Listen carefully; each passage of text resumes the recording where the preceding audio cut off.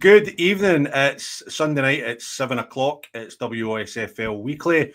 I'm your host, Jonny Baillie, and delighted to be joined by the gaffer, PG. How are you, my friend? Are you good? I'm good, mate. I'm good. It's good to be back. It's obviously been bitterly disappointing that the radio is not happening anymore, but circumstances have dictated it. But no, it's good to be back on the flagship show.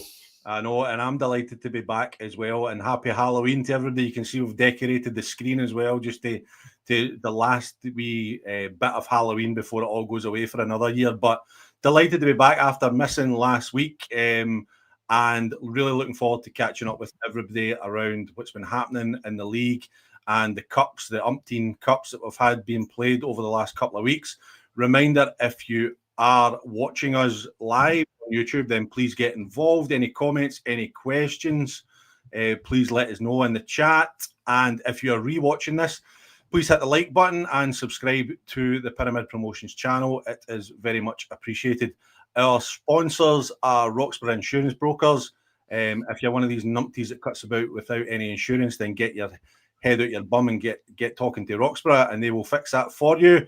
And GLA Chauffeurs, if you're organising any trips or need any executive travel, such as a stag do, then GLA Chauffeurs are the men to go to.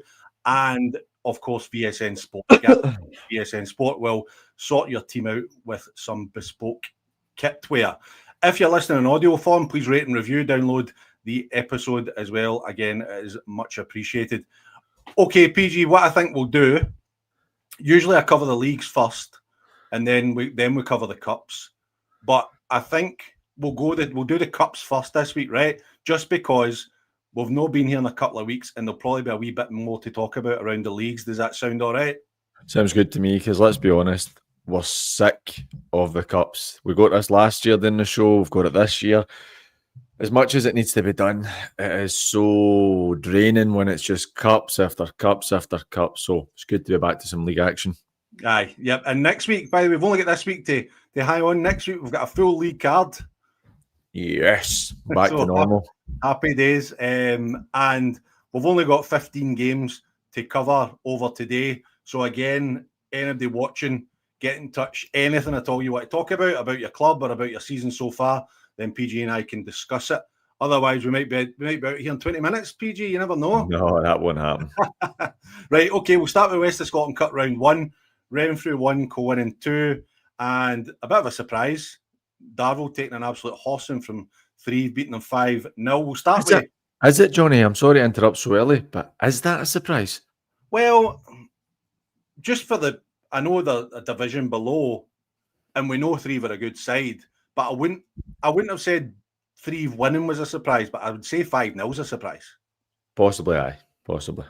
You know, and for me, I don't know about you, but Darvel need to get the managerial situation sorted out ASAP. That's been nearly 3 weeks, I think, since Michael Oliver left post. Obviously, you've got Ross Barber and Conor McGlinchey that are taking the team just now, who obviously they know the players. But for me, that brings a kind of awkwardness as well when it's 2 teammates that need to step in. It's awkward for them. It's awkward for the players as well. But it's obviously not happening.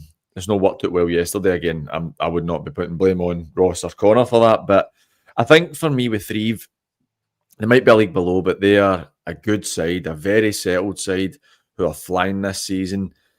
I mean, you've got Harry Officer, Ross Irvin, guys like that just score week after week after week, and I love them. I'd love to meet them. I've never seen them play, but I'd love to meet them. Darvel are obviously in a transition period, and the squad are clearly not full of confidence as it stands at the moment.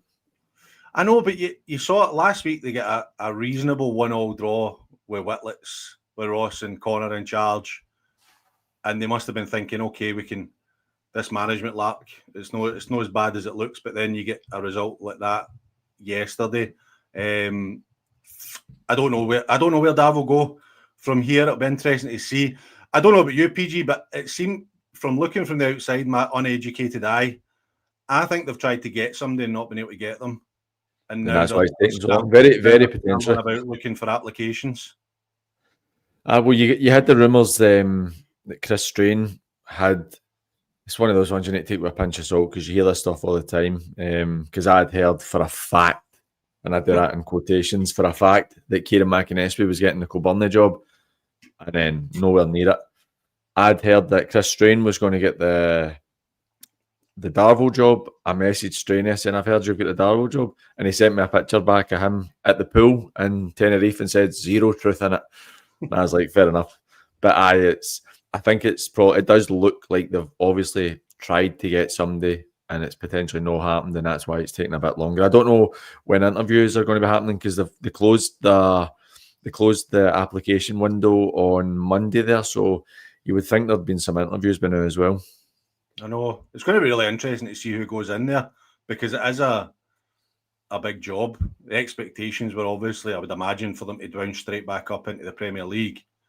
And it's just not happened for them this season so far. But let's focus on the positives. It's a great result for Threave. I think and like you said, maybe not. We've got a couple of comments just say it from our favourite usernames to the Cycling Chainsaw chap, just saying he wasn't surprised by Threave beating Darvel so convincingly. They're flying and Darvel are floundering, and it's a fair point, and I do take on board that fair point, but I do think 5-0 was one that made me kind of stand up and take notice a wee bit. But congratulations to Threave. In the other game, Cowinnen beating Renfrew 2-1. I spoke to Jimmy Quigley, the Renfrew manager, and he was just saying that he felt they started well, then lost a goal against a run of play, missed a penalty, then scored and finished the second half a stronger team. Second half, Cowinnen defended really well and worked really hard to nullify attacks. Their keeper had 2 or 3 good saves, but he felt Renfrew looked as if they kind of ran out of ideas. Winning goals poor from their perspective. They let their boy travel 60 yards. Free header 6 yards out is poor from our perspective. But whoever Ollie is, was great in the air the full match. I'm assuming it's either goalie, centre half. Disappointed to go out in that manner, but all the best to go in and moving forward. So very kind of measured for Jimmy there, to be honest. He sounds as if he's saying that they were disappointed. Could have had their chances, but just maybe ran out of ideas after 60 minutes. Cowinnen going down to 10 men as well makes it a bit more an impressive result for them, because Renfrew, we touched on it, Renfrew have been excellent this season, much, much better than I thought they were going to be, and I think that's big credit to Jimmy's staff and their players. They've had a really strong season, but Cowinnen, that's maybe quite an encouraging result for them, being down to 10 men for quite a spell and showing the character late on to go and get the win. Obviously, with no relegation this season, Cowinnen might struggle to make the top 8, but a cup run would be nice for them, and it's potentially a cup that they could do well in. Mm-hmm. I think so. That there'll be a match for Endy on their day. We've seen it enough times over the course of the season so far that they'll do, and especially at home. I know they were away yesterday, but at home they're a tough nut to crack.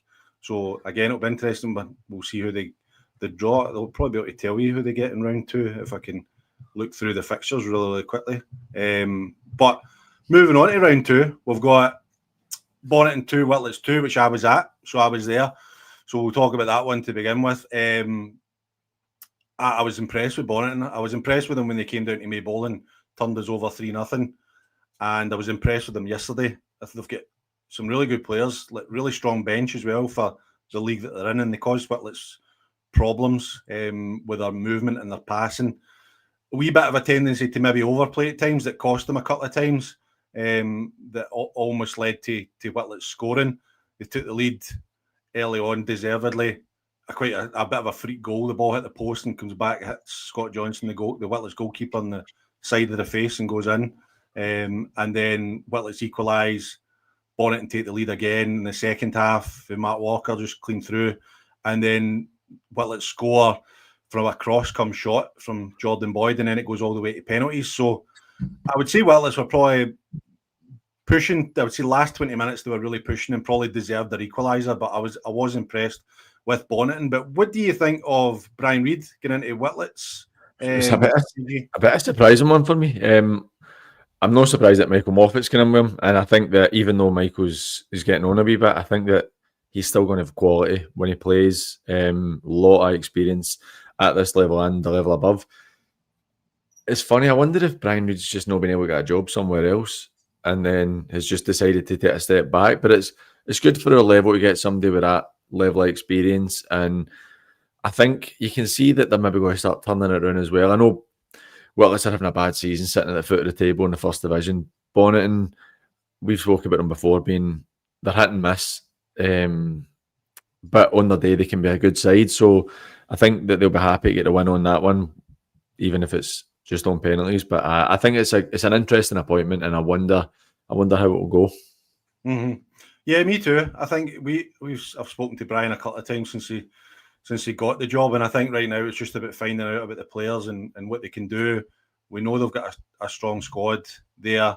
They've just signed Nathan Lennox permanently from Cowinan as well over the weekend, so they've got a strong squad there. I expect them to pick up. I'm sure Brian's got plenty of contacts round about to pick up some players as well, but they've got a big squad, so I would expect to see quite a bit of movement over the next few weeks. It's both incomings and outgoings. And Bonneton, again, looking at their squad, really strong squad. They've got as strong a squad in that second division, probably outside of maybe Bellsill and Thrieve. I would say Bonneton for me on paper are right up there. So hard luck to them, but well done to Whitlatson getting through to the next round. Good game for the neutrals at Glenafton. Glenafton 3, Johnston Borough 3. I don't know, did you see Daz Christie's strike? Did you see anything? I am just watching it right now, and that's a worldie. I know. I spoke to Greg Mitchell, the Johnston Borough coach, and he was just saying it was an even start first 15-20 minutes. They've scored with a free kick into our box, which they've not defended well enough. Then Johnston Borough settled into it, passed the ball well considering the conditions, get 2 goals before half-time. Came out second half, started well, went 3-1 up, should score 1 or 2 more. Then they score off us trying to overplay 50 minutes before the end. We should score again once or twice, but then they score, throwing the ball into the box with the last kick of the game. Goes to pens, but they scored 6 out of 6, which was great. Get their name in the hat. So what do you think of that, PG? I think it's a good result. I mean, Glenafton are obviously having a decent season. I think that Paul Payton's... I think he's starting to turn it around a wee bit there, sitting 6th in the league. The Borough are having a really poor season for me, sitting 11th in the league. What would be a concern though is, and I know it's the cup, you don't, ultimately it's getting through, it's all that matters, but for me what would be concerning is 3-1 up and you're not able to see that through. I think that's quite concerning. And I mean, in the league, that's 2 points dropped. Good courage to fight back for Glenafton. Borough do well to show a bit of composure and see it through, but I don't think it's great. They're sitting 11th in the league. Everybody knows the budget they've got, the players they've got. I just don't think it's great. And I think that the fact that the Cups have really potentially spared some blushes for them in the last 5-6 weeks where they've been away for the league, so they've been able to beat teams and teams they should be beating in the Cup. But when they're back into the thicket in the next few weeks in the league, I think we'll start to see again what they're made of. They'd have been disappointed last week to go out the senior Scottish to Camelin, who they beat in the Scottish Junior Cup, and they play it. As you said, if they're going to challenge Auchinleck at the top, then they're going to have to put a run together, and they play Rutherglen at home next week. So that's, I suppose, every game when their expectations are so high is a must win, but that's definitely a must win for them next week at home at Rutherglen. Well, you look at, I'm just looking at the league table just now. Glencairn beat them next week. Glencairn will leapfrog them. Granted, the Borough have a few games in hand. You'd expect them to start picking up because they have played so many cup games. They've only played 6 league games. But they could be dropping potentially into 12th, 13th place next week if results don't go for them. And I think when you are the best part of a quarter way through the season, for Johnson Borough to be sitting bottom 3 or 4, it's not particularly encouraging.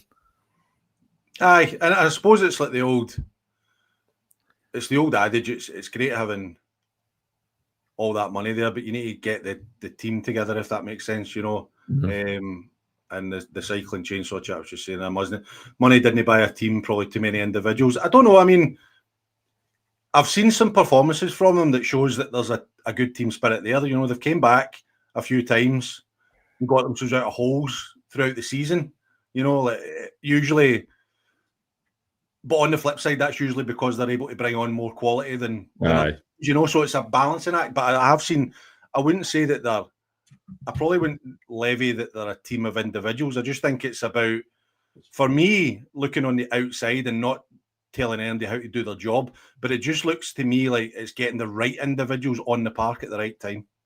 Well, I'm seeing in the comments there, Doug's Gallery saying that's harsh on the Borough, not played a league game in weeks, still in all the cups. And you can say that on paper, that is true, and you can kind of caveat with that. But to me, you're looking at it, if you want another way to look at it in statistics, they've only won 50% of the league games.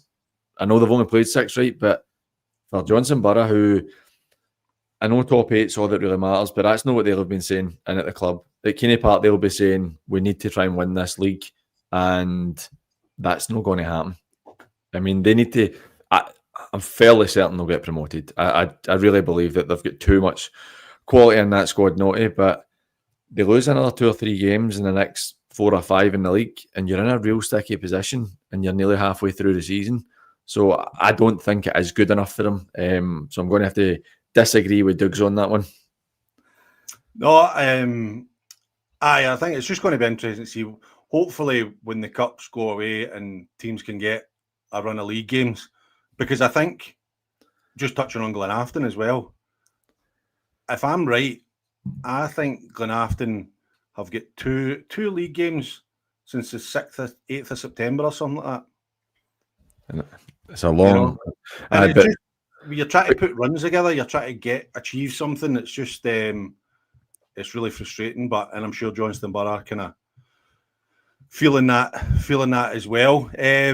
Okay, moving on. Anything else? Stick it. Troon Cumnock, I think, was a good tie on paper. All Premier League tie.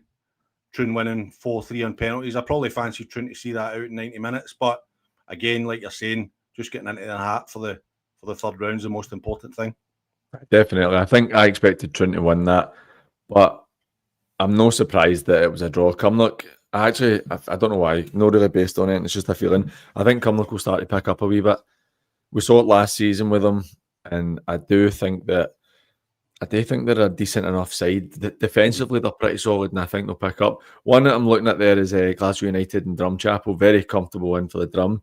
I went through and watched the first half of the Arthurlie and Drum game last week, and the Drum, as much as it pains me to say, because of my time there and how much I love the club and how much I really like Hope and all the guys there, that Drum team aren't great. They looked really poor. I was really surprised at how they played, because they're always a good football inside, and they didn't look great at all. I thought Arthurlie were well deserving of their win for what I saw that day. Mm-hmm.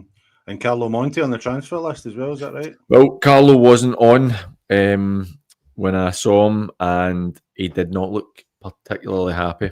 I wouldn't say he looked raging, but he looked like a player who didn't really care, if you know what I mean. When you're on a side, you can always get a feeling for a sub and how they feel, and you could just see he wasn't overly interested. Mm-hmm.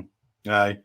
No, it was a good result for them. That will hopefully give them a bit of confidence moving forward. Craig McGee's just kind of asking there about Cumnock. If their season's over, that's them only in the South Challenge. I would say no Premier League team season's over at this stage, just because they've still got that carrot of the top 8 to aim for. So maybe in years gone by, if you're sitting 9th, 10th in the league and you're out all the cups, then yes, I can see that. But now, this season, weirdly, then I would say definitely not. No, I would agree. I see the point Craig's making, and he's maybe trying to be a bit facetious, having a wee dig at Cumnock. But I don't think that there's going to be... they're sitting tied in points with Kilwinning, just outside the promotion places, but they've got games in hand on a couple of teams above them. They win that game in hand, they're in a pretty good position in 5th place potentially. So I don't think that their season's nearly done. I think being at the Cups might not be the worst thing in the world for them. Aye, and we saw that with Clydebank last year, interestingly. You know, they went out all the Cups pretty early. Yep. It didn't do them any harm. Nah. Okay, West Park, Benburb beat West Park 2-1, and Wishaw beat Glasgow Perthshire 3-2. Anything you want to add to any of those two, PG? You know, for the Benburb one, for me, I know they had a great result in the Scottish Cup, which I was really pleased to see them getting through that, because that's obviously a hellish journey they had, and that's a really good win for them. It doesn't really fill you with confidence. I mean, West Park are a decent 4th division team. They're quite well set up and they're hard to break down. I just don't... There's nothing about that result. It's job done through the next round, but there's nothing about that result that's particularly pleasing. Wishaw beating Glasgow Perthshire, I think that's a good result for them. the new management team in there. I'm not actually not 100% sure who's taking the team, but that's it looks like they're on a wee bit of an upturn since the change of management. It's Brian Crawford, the ex-Lark Hall manager. No, well, that's no surprise that they're going to pick up them. Mm-hmm. Yep. And we just had a comment there from earlier on for Ian Murdoch, just saying Co-Winning are at home to Giffen in the next round. So thanks for filling me in on that, Ian. Okay. With a wee question on Twitter for Craig about Auchinleck, because they're due to play the winner of Ashfield and Thornywood, which was obviously off along with a load of other ties yesterday, and just the fixture. This is just going to end up another fixture backlog for Auchinleck. Obviously, it's Auchinleck focused, but it's going to affect a lot of other teams as well, because that game is now scheduled for the 15th of November, and they've still to play the second round, and there's two in the third round. So Kenny's got his work cut out as usual. Yep, definitely. God bless him. I wouldn't want his job. Wouldn't want his job for all the tea in China, as they say. Okay, that's the West of Scotland Cup covered. Premier Division, only one game in the Premier Division, but it was a good one. First versus third or fourth. It was second and third at the time. Second and third. We've got the league table here just up on the screen for you if you want to have a look at it.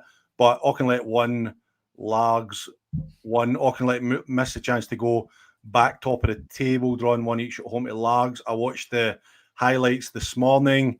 I don't know, did you see the Largs goal, PG? No, I've not seen it.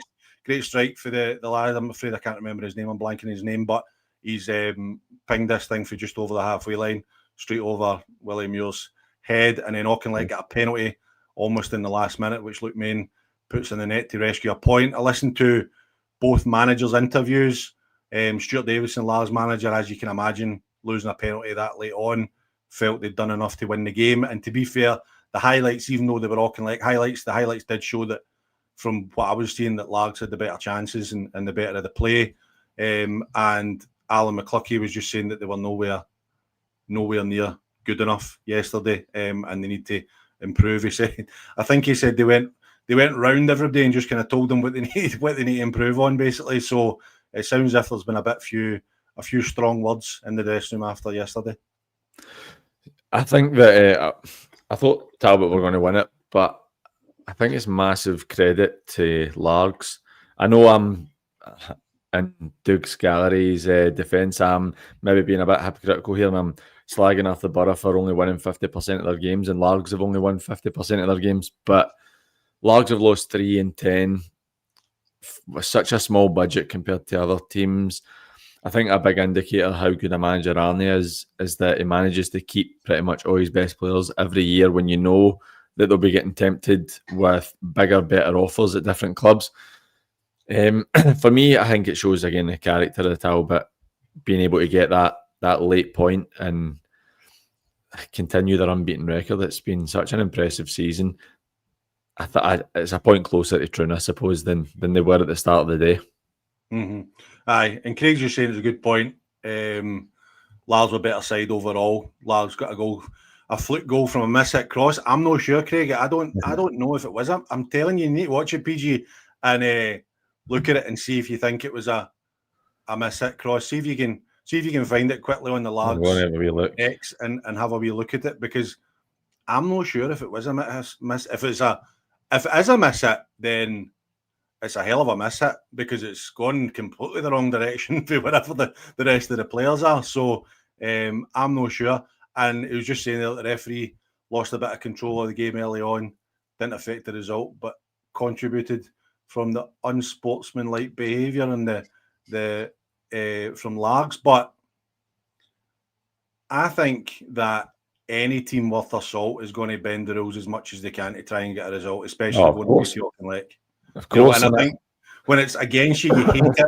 You hate it when it's happening against you. Teams taking forever over by kicks and free kicks, etc. But every team does it, and it's just the ones that get away with it that the fans crack up with. Let's be honest, it's not your job to try and make it easier for your opponents. It's your job to literally make it as hard as possible for them. So it's obviously frustrating, like you said, when it happens against your team, it's frustrating. But when your team are doing it, you think it's brilliant. So it's just one of the things that happens in football. Aye. It was Blair Devine that scored it. Craig's saying that he actually said himself it was a cross, but I wouldn't be saying that was a cross if I was him. I'd be sticking up for myself and saying that it was a David Beckham-esque ping for the halfway line. What's your thoughts in the league so far, PG? There's no way that's a cross. I've just watched that. It's the worst cross in the world if it's a cross. No, I know. If that's a cross, you should be transfer listed. If that's the quality of his delivery. Sorry, mate. What did you ask me there? What's your thoughts in the league so far? It's funny because we're talking so much about how good the Talbot have been in 7 wins and a draw for 8. Clearly proves that they're doing so well in terms of 34 goals scored, 8 conceded. So defensively, they've been very sound and excellent going forward. So it's really good. But Troon have only lost 2 in 10, and losing to the Talbot is no. It's not like Troon having a bad season. They're having an excellent season. It's just because the Talbot standards are so high. Largs, like I mentioned, I think they're having a great season. Hurlford really surprised me. I know you tipped them to do well this year and I didn't, but I think they're having a great season. Arthurlie as well. Arthurlie looked quite robust when I saw them play, and I can see why they're picking up points against teams.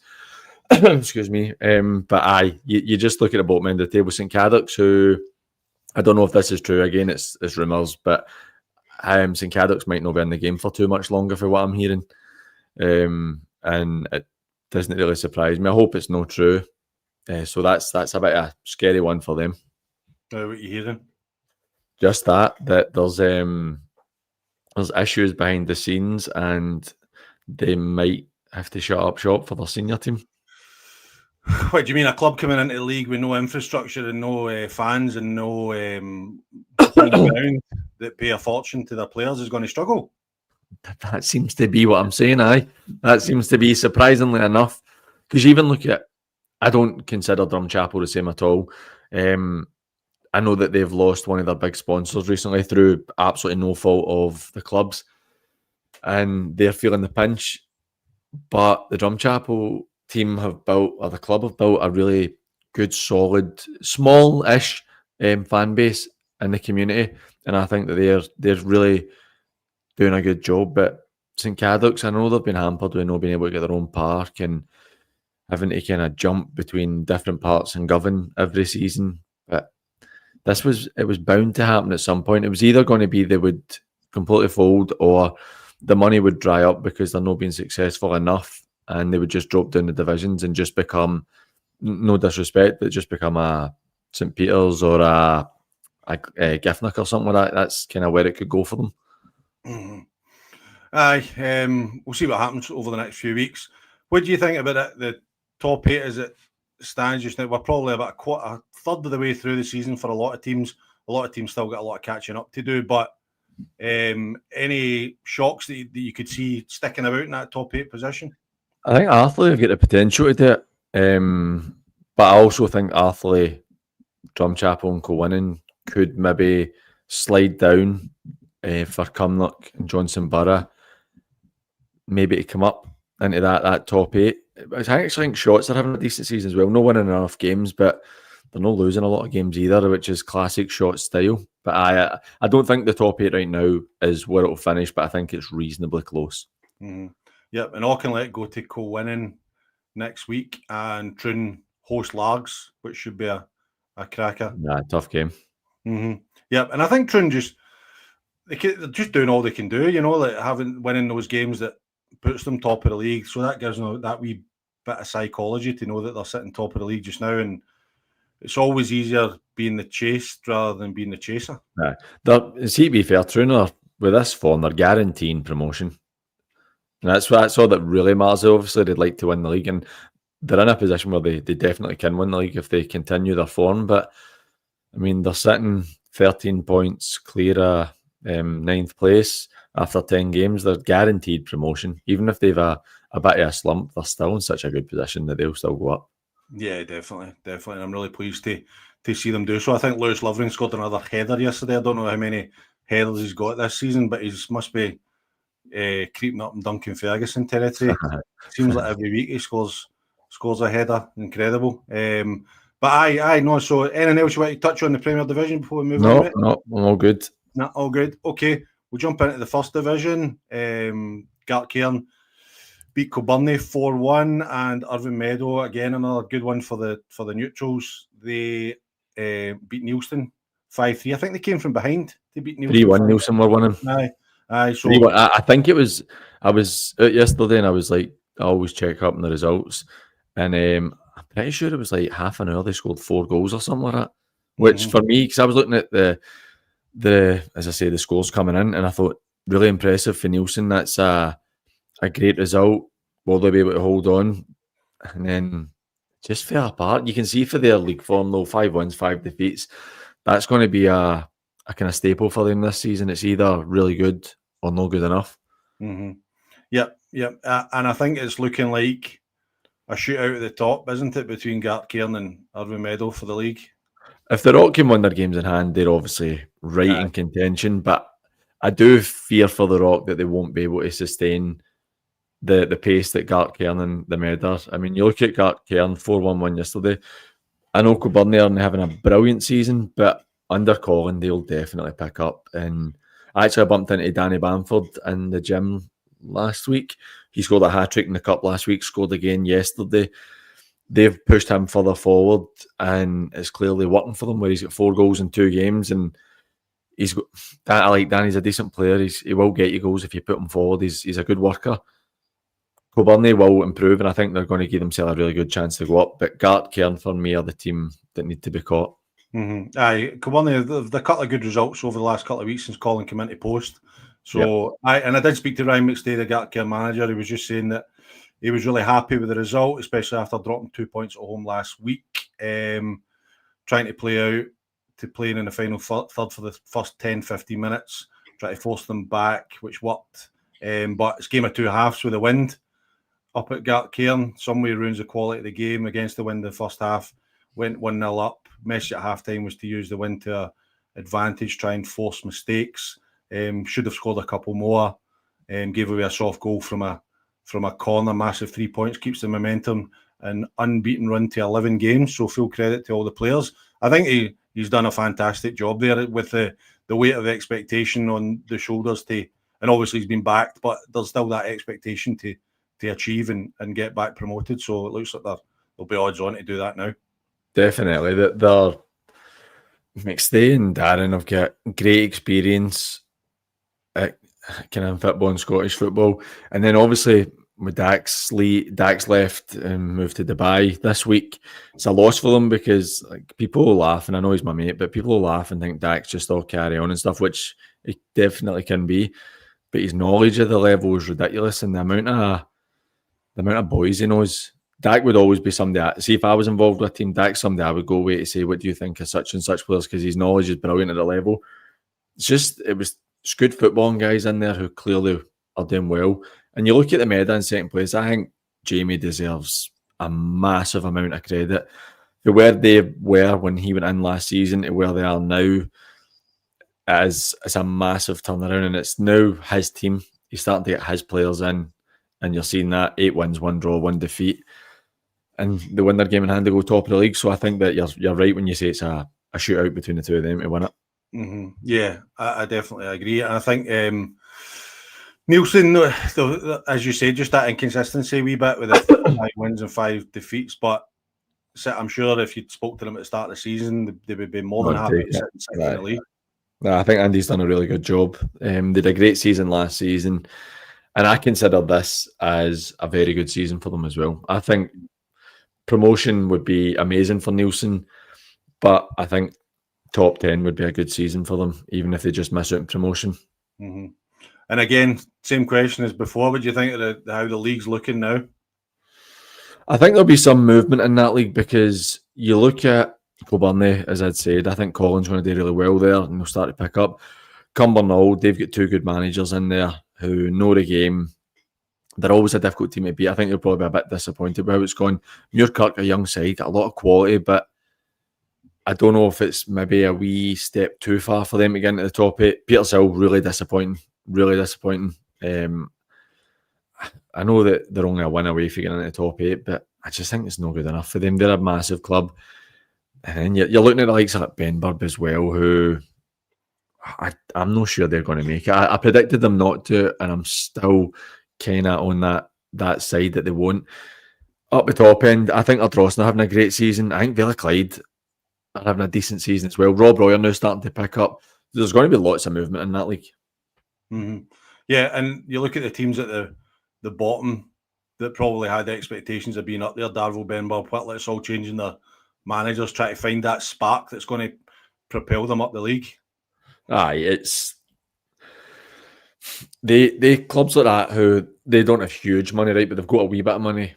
They'll be expecting to try and get themselves into that Premier League next season, and it's looking really difficult. I mean, Whitlets haven't won a single game in the league, which is massively concerning, even though they've got the new management. And for me, Lanark, he shows that you look at Benburb and Whitlets, who are miles off it. Lanark have had to rebuild a complete team, and they have managed to get themselves sitting only a couple of points off of the top 8 as it stands right now. So I think that they've done a tremendous job. Yeah, and a couple of interesting games next week. Benburb host Gartcairn. Darvel go to Cumbernauld if they get a new manager in. Irvine Meadow play Thorneywood, which will be a cracker. And Whitlet's looking for that first win, host Neilston. Well, that for me with Benburb, that's about as bad a game as they can get, because they could now be looking at 9 games, nearly a third of the way through the season with 6 points. I think they'll pick points up, but I don't think they'll pick enough points up to get themselves promoted. Mm-hmm. No, I don't. I think it's just the longer it goes, isn't it? The more you see that distance, and you need to try and string a few wins together, 1 or 2 or 3. And I think Ardrossan, for me, I'd love to see Ardrossan in the Premier League next year. Yeah, Gavin's done a great job, and I know I've said this before. I spoke to him at the start of the season, and he was quietly confident about the squad that he'd assembled at Ardrossan, that they were going to be able to mount a challenge at the top end of the table, and it's looking so. I think that Ardrossan was a great season. I'd mentioned it previously that I was quite disappointed with how last season went for them, because I thought they were a better team than that. Maybe just taking a season to find their feet, and now they're starting to pick up. Thorneywood as well. I think Adam does a good job at Thorneywood. I think that there will be lots of, in that kind of 5th to 11th, 12th place, there'll be lots of movement in that in the next kind of month or 2. You could see it coming down to the last game of the season with 3 or 4 teams still with a chance of jumping into that top 8. Which would be good for us. Plenty to talk about. Let's hope so, because like you mentioned, you're already seeing teams changing managers because they want to get promoted, so it will be quite interesting, and you'll get that in every league. Yep. Into the second division now, Greenock 6, Forth 2, Cosaith Athletic 0, Cali Locos 2. Both, well, I suppose the Greenock result is probably one that you would expect, but as you said before, you've still got to do the business, and a 6-2 win is fairly convincing. I think that they probably get, based off of what I've seen on Twitter, they were getting a wee bit of fright the first 45 minutes, and they were drawing 2-2, and then they've absolutely steamrolled them at the end, which I'm not surprised about. It's a really good result for Cali Locals yesterday. That's Stevie Marsden's first win, and I think he's 7 or 8 games, but I think that also makes it sound worse than it actually was. I looked at when he took over there, I looked at the fixtures, and you wouldn't have expected them to win any of the first fixtures they had, because they had a lot of hard games. You had your Threaves, you had Les Mahago, you had Kilburn in the Cup. Games like that you weren't expecting it. And I think maybe the Mabel result was one that they might have been a bit disappointed with. But other than that, everything went as you'd expect. So that's a good result for them yesterday. Keeping the clean sheet as well is really important. So we could maybe see a wee upturn in results for them. I think the game last week, talking to George, I think he referred to it as a horrible game of football and on a horrible pitch in horrible conditions. It's fair enough. It's no surprising, I suppose. So, and I know that Mabel scored a header for a corner or a free kick from Ewan Curra. So it was set piece decides it, as so often can be the case. But I really don't think there was much in the game. But looking at the top of the table, obviously we've got Bells Hill and Threave up there, but Threave and Les Mahago still undefeated, which is really impressive at this start of the season. Aye, definitely. Particularly at this league, I think, because you're looking at the Thorn sitting in 6th place. That, for me, shows the quality in this league, because the Thorn are a good side. They're obviously finding it a fair bit harder this season than last, but that's what happens sometimes when you move up. Threave, I expected them to get promoted this year. I didn't expect them to be really pushing to try and win the league, but it looks like they're going to be. Bells Hill, it's been a tremendous season for Bells Hill. I mean, the fact they've only lost one game is very, very impressive. And Mabel next week for them, you would think that they would beat Mabel. So No, PG, no. Yeah, just based on what we're seeing, Johnny. Just based on what we're seeing, and then they've got a couple of cup games, and then they've got fourth. So on paper, that's potentially going to be another 6 points for them. So you're 13 games down the road. You've won 12. You've lost 1. That is really is league winning. Kind of. Sorry, I'm losing my voice here. That is league winning form. The quality in the forward area speaks for itself. In terms of what Bells Hill have got for this division. Because they've got, obviously, you've got Callum Graham and Graham Gracie there as well. Mm-hmm. Yep. And the other one as well. There's another boy there that's really good. You're going to score lots of goals with them. But aye. So, not a bit tough game for Mabel at the weekend, definitely. But solid results for, like as you said, Greenock fourth. You wouldn't expect anything less, and Greenock will go to Threave next week, which will be a good one to see who comes out on top in that one. But good squeeze a wee word on Les Mahago and the job Daryl Meikle's done since getting in there in the summer. Well, this is basically Daryl's Lanark team for last year, so this is almost identical to what they had in the same division last year. Daryl knows his stuff, particularly in this division. This is full of teams that he's played against. He knows the level. He's clearly a good coach as well. I don't think they'll win the league. I think that it's maybe going to be a wee bit too much a stretch, but they'll definitely be up there and they'll have an impact on who's going to win it. For me, we're touching on Greenock there. I think that the job that Gary Fleming's done is incredible. I mean, they managed to get up through the, if you want to say, technicality last year, finishing fourth, but to go up a league and just continue that, and I think it's a tremendous job. And you could look at, I'm not trying to punt any managers, but you look at clubs like Darvo and stuff who are on the downward spiral with a wee bit of budget and a decent squad. You're not telling me guys like Gary Fleming couldn't get a tune out of a squad like that when he's managed to build a nice footballing team with very little resources in Greenock. But again, that comes back to my gripe I had with you and Chris Strain on the radio, and I can't remember who was in the show when I was talking about it. It was clubs asking for applications. Like I don't know if Gary would apply for a job. No, I know, probably wouldn't. No, I know, but that's what I mean. You're asking managers to put their neck out and say that they want to move clubs, and a lot of managers, a lot of guys I know within football, majority of them, I would say, there's no way they're going to apply for a job while they're in a job. And how disrespectful is that? Like, the clubs have to put out the application, right, so you can get people to apply who maybe otherwise wouldn't. But Gary's not going to be disrespectful to Greenock and go, I'm going to go and chase that job. And it will happen at some places, but Gary's probably not going to be the type to go and say, hey, Darvo, can I get the job?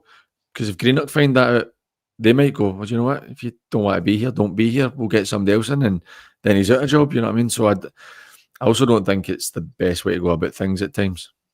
I don't understand why clubs, and I've been on a committee at Lugar before, and I suppose it's slightly different when you're at a club when you've no infrastructure and stuff like that. But I think you're asking managers to go, and I don't know why they don't have a bank of, they look around the leagues and say, right, who's done a good job? Who can we maybe go and speak to? They don't have to give them the job. Do you know what I mean? They can speak to umpteen candidates if they want, but I don't understand why they don't just go and target people and try and get them in, because like you said, I don't know what it's like with Gary in terms of his contract, just for instance, but I know for an example, I'm obviously connected with me, Bo and George. I know George hasn't got a contract, doesn't get any money. Gary won't have a contract either. So, and I'm sure it's the same for most managers around in the kind of second, third, fourth divisions. So I don't understand really. And the cycling chainsaw chap's just saying, do some managers like a job like Greenock where the expectations are different to what Darvel expects? I probably disagree, because I would say that you don't become a manager at this level without being ambitious and without wanting to improve and move up the level, whether that's with the club you're at, if you've got an affinity to it, or with another club. So I don't think a manager would ever say, I'm going to stay here because it's an easy ride, rather than going to Darvel where you've got expectations at finishing top 8. That's just my opinion. Somebody like Gary as well, who played at a good level, who consistently played at a good level and tried to push himself. I'm not going to lie and say I know Flemmy really well. I know him, I speak to him and stuff. I don't know him really well, but he doesn't strike me as the type of guy. I understand what Chainsaw Chap's saying, but let's be honest. Apart from the last 6-7 years, Darvel, they're not a big club. They've not been a big club, and they've obviously had some tremendous times, and they had influx of cash come in, and Mick Kennedy did a phenomenal job. And I'm hoping that they can continue to stay at a decent level, because I wouldn't really like to see them drop all the way back down. But you wouldn't have said a few years ago, you'd have said Greenock and Darvel, maybe Greenock's a bigger club than Darvel. So I do get what you're saying though. He's just saying, I mean, more like when you're not expected to win the league, etc. But Darvel seem to have a sense of entitlement. I don't think the Chainsaw Chap likes Darvel very much. It does appear that way. But I kind of know what he means, because I remember, like as I've said, working with George really closely, and when he was doing well at Lugar, there was jobs that came up that maybe we'd spoken about, just the two of us as friends discussing and things like that.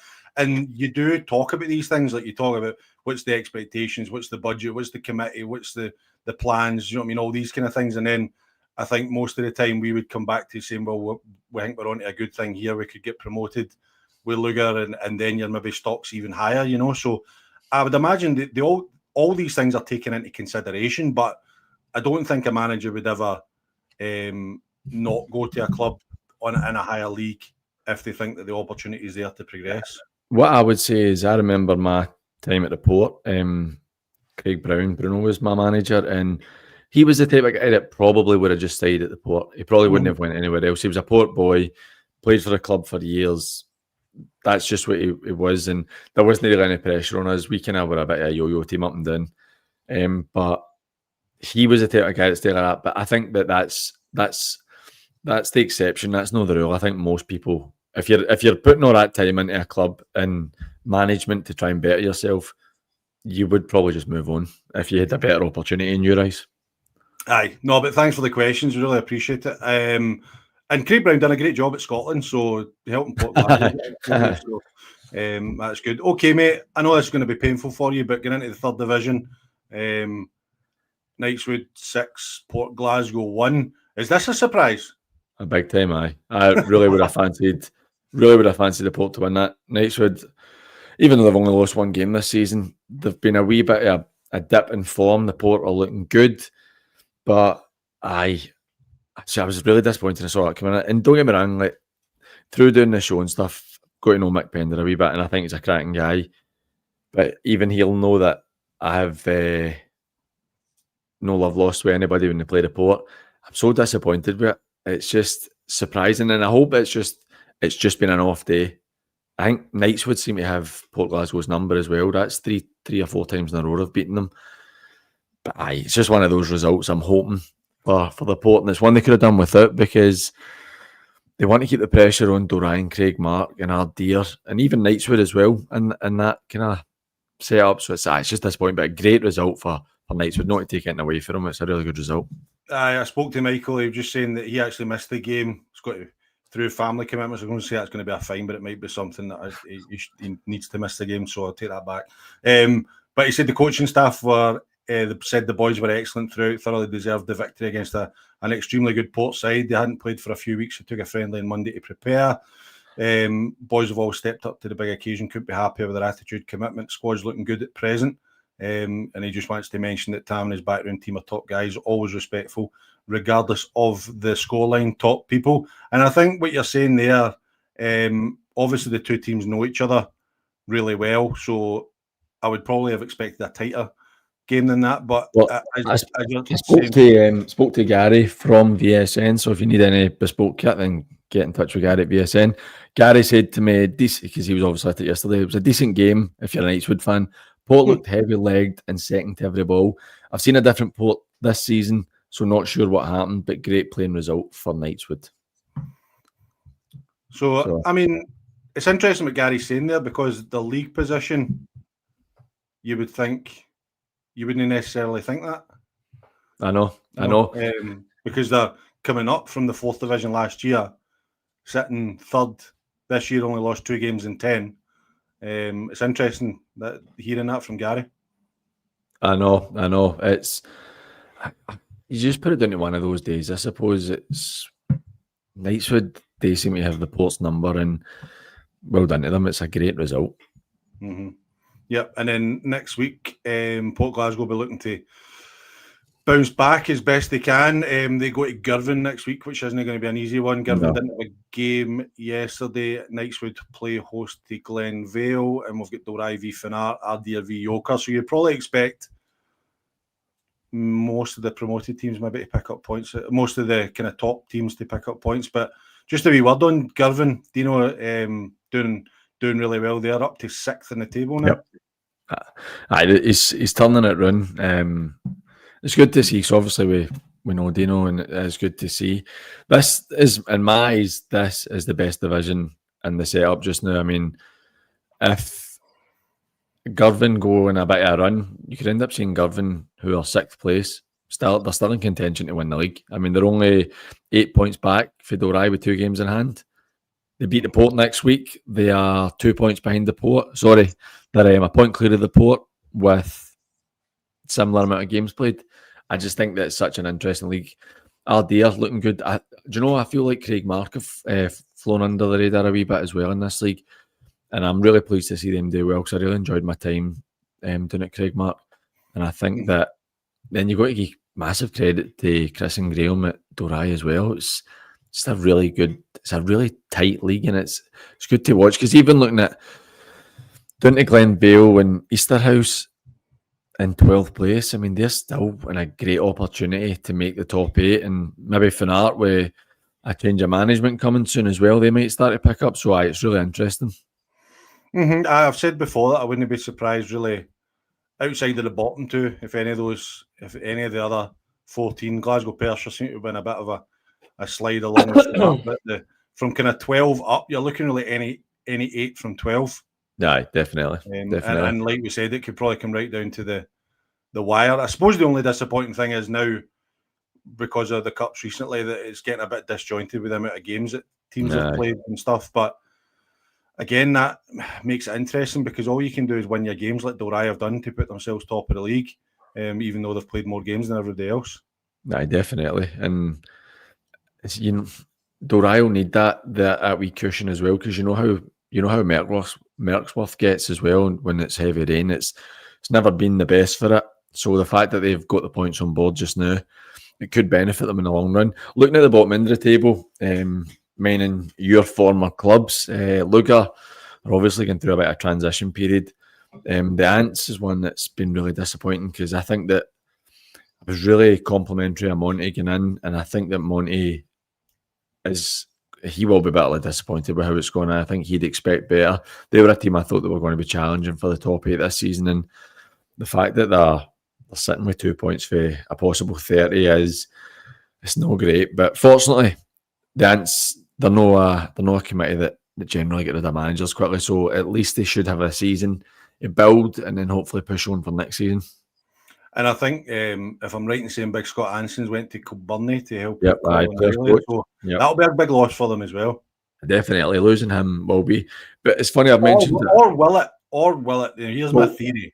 Because when you've got a player like Scott Anson on the park, the tendency is to get the ball to him as quickly as you can, right? Because you see him and you know what he does, and he does it really, really well. He has done for a number of years.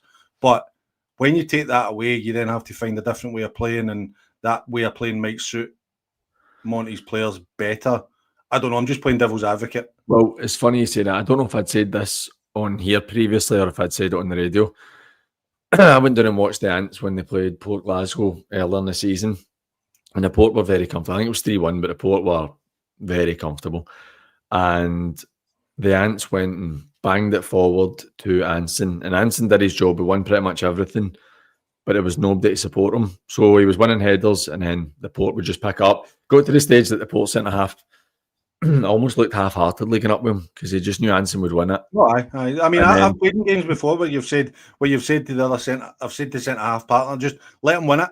Just let him win it, or even don't even challenge him. We'll just pick up the second ball.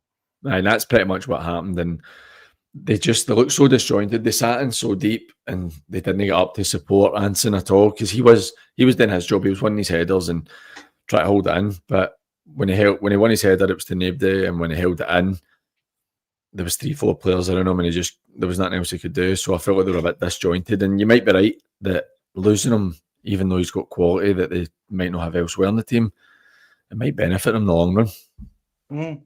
It's like what's his face, Tony Aspria, that was when he was at Newcastle. They were absolutely flying, brought in him, and then one player just made the team fall apart because it was a different style they played them. Aye, you take me back then. That was what, the mid-90s? That was glory days for Newcastle, beating Barcelona 3-0 and stuff like that. At home, Aspria scored a hat-trick. Yep. Okay, 4th Division, Giffnock beating Vale of Leven 2-1. Great result for Giffnock. I did speak to John DL, the Giffnock manager, who just thought they were good for the win against a strong Vale of Leven side. First half wasn't pretty. Just a battle, very little football played, made a couple of tweaks at half time, and they were a lot better, played some decent stuff, scored 2 good goals, missed a number of chances which would have made it more convincing. Vale even scored in stoppage time, and they managed to hold on to get the win. I think that's a really good result for Giffnock. Great result for Giffnock. I think that you look at it, apart from the game against University of Stirling, Giffnock are absolutely flying. So you go back to they beat Saltcoats 2-1, beat Campbelltown 6-0, beat Tynecastle 2-1 in the Cup, which was a good result, beat East Kilbride 3-2 in the Cup, which was a cracking result, beat Wishaw 3-1, drew East Kilbride, lost to Uni of Stirling in the Cup, that's fair enough, battered Lockheed Harp in the Cup, good result, beat Rossvale and beat Vale of Leven. That is some run of form.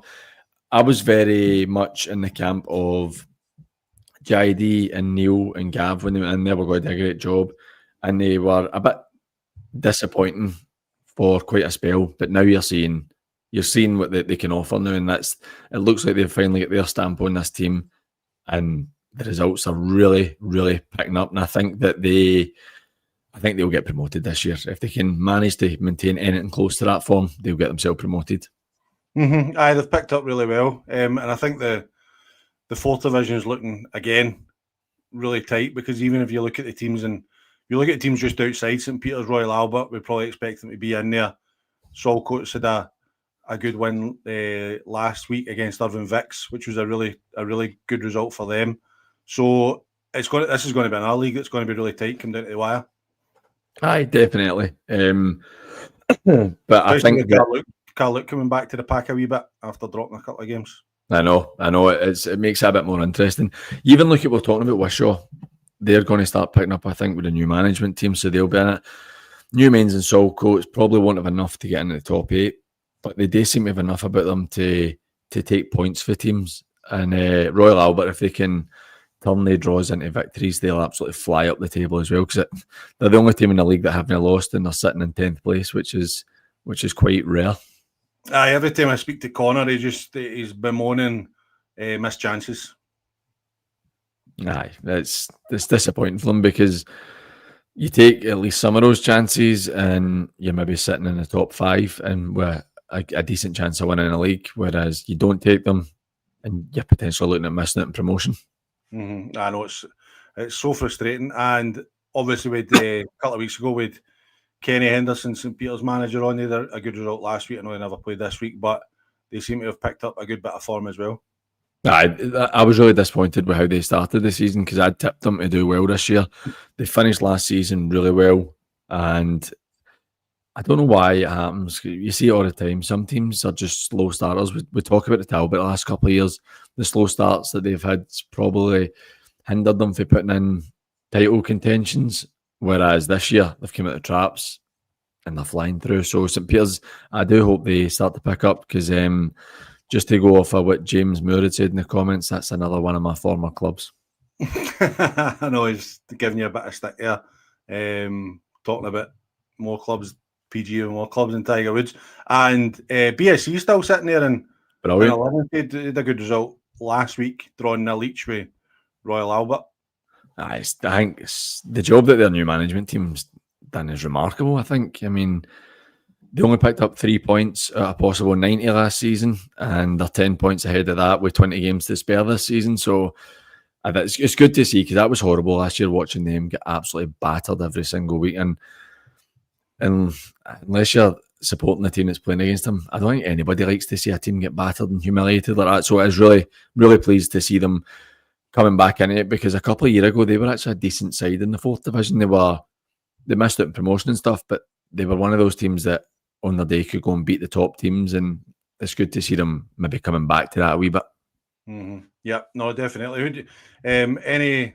What do you think of the top 8? How's it looking? Do you think any team's going to jump up, drop down? I think Royal Albert could sneak themselves back into it, but it's really interesting, to be honest. I think for 10th, 9th, 10th, St Piers and Royal Albert, they'll be them and maybe East Kilbride, Giffnock, Eglinton.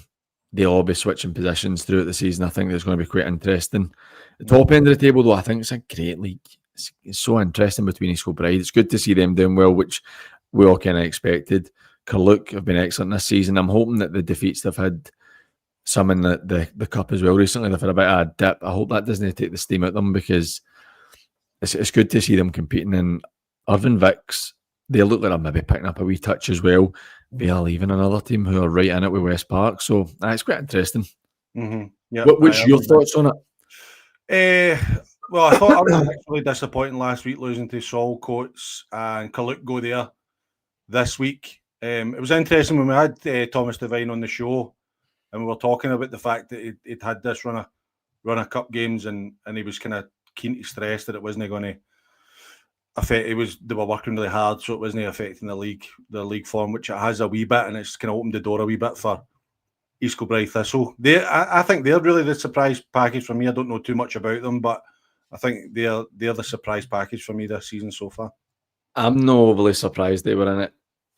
I spoke to a few boys who played in at that level and know a wee bit about what's going on at East Kilbride, and they were Glebe Hibernian amateurs. They've come in, added a bit of experience. They've got a wee bit of money as well for that level, and they seem to be spending it wisely because they're having a really good run. For me, it's quite interesting with East Kilbride YM. They were playing Pollock yesterday in a friendly, I believe.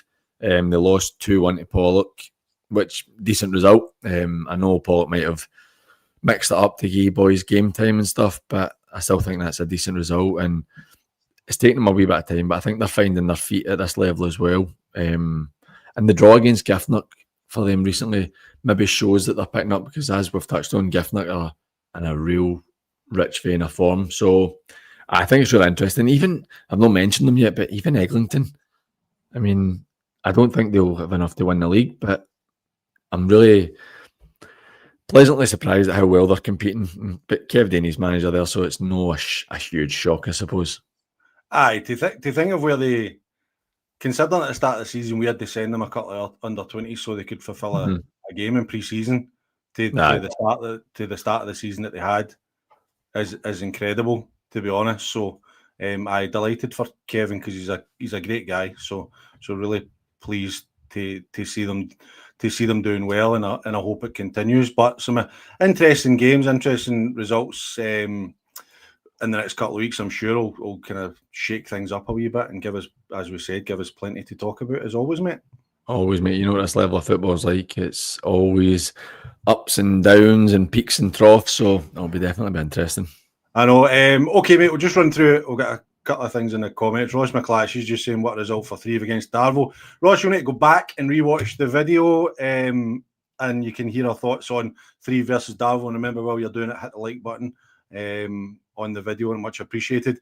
And the Midtown Sheriff has rolled in at 7:59, saying, I hope I've not missed too much. You're only an hour late, Kenny. But again, you can go back and catch up as always, and it's much appreciated. And just a quick word from Craig, who sent me a wee congratulations on my engagement that happened last weekend. So thanks very much. He says, just shows there's a lid for every pot, So it's a backhanded compliment, but I appreciate it. Okay, mate, that's us. Covered everything. Still managed to go an hour and 5 minutes as if it was ever in doubt. But thank you very much for giving up your Sunday evening to come and talk to me about football. Look, mate, now that I'm not doing the radio, I'm more than happy to fill in when you need. If you're struggling to get a guest, then I'm always here. Oh, you're always welcome, mate. You're always welcome. Never consider yourself a fill-in. You're always more than welcome. But listen, only 15 games at the weekend, but still 71 goals in 15 games, which shot the average up to 4.7 goals per game over the West of Scotland League this weekend. Value for money. As we always say, it's absolutely value for money. If you're looking for something to do on a Saturday, get yourself out of the house, dig out a tenner, and go and support your local West of Scotland Football League club. We are back, and we will be back for the foreseeable future, every Sunday night at 7 p.m. So thank you very much to everybody that's joined us and left comments and made comments and gave us discussion points. We hope you've enjoyed it. Remember, if you are watching this video, please hit the like button and subscribe to the Pyramid Promotions channel. And if you're listening on audio form, please rate and review it on all podcast networks. PG, you want to take that comment just that's come in? Yeah, PG, sadly, the Saturday show is finished. Struggling for commitments for people to get them on the show, so it's one of those things. Sadly, I absolutely love doing it, and I appreciated everybody watching. And Peter, you were one of the people that used to contribute regularly. It was greatly appreciated, but sadly, it is finished. So just stuck with Jonny now for your West of Scotland fix on Pyramid Promotions. I know. I feel bad. I don't know if I want to end the pod on a somber note like that, PG. I know, mate. It's disappointing. It's disappointing. What game are you going to go to next week? I'll be at Maybole Bells Hill because they're at home.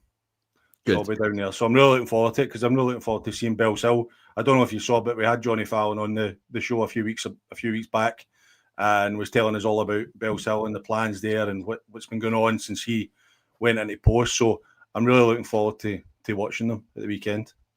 I think that Johnny's done a tremendous job. I'm actually having a wee look just now. I'll maybe depending on time, get a wee run down to New Western Park next week to watch Renfrew against Glenafton. Support my local team. See what new surface is like. By the way, Bonneton surface at Bonneton is looking really, really good. I was really impressed, and I was really last time I was there, they didn't have the covered area at the side. And I know I'm not the biggest proponent of AstroTurf parks in general, but see when it's done like that and it felt like a proper ground, just with an Astro, like a bit like Cumnock's is as well. I think I'm okay with that. That's allowed. I actually really liked Renfrew. See, even when I played back in the day, I really liked Renfrew's. I thought it was because they were really tight on you, the fans were really close to you, and obviously the fences were there and stuff. It felt quite enclosed. It didn't feel like not a slag like Carluke or anything like that, but Carluke's very open. The John Cunning Stadium's very open, and there's nothing about it. It doesn't have a great feel. Whereas you get certain clubs where the Astro, what's for them, at our level, teams need the Astro. Unless you can afford to have the grass, which most can't, then it just is what it is. I know, but as long as it feels like a proper ground. Yeah, agreed. You know, like Bonneton's did. I was really impressed with the setup there. Good steak pie as well. Good cup of tea. Can't beat that. All good. Right, mate. Listen, thanks very much. Thanks for joining us. We really appreciate all your interactions. And until next Sunday at 7 p.m, I've been Jonny Baillie. He's been PG. Take care of yourselves and each other. Cheers. Thank you.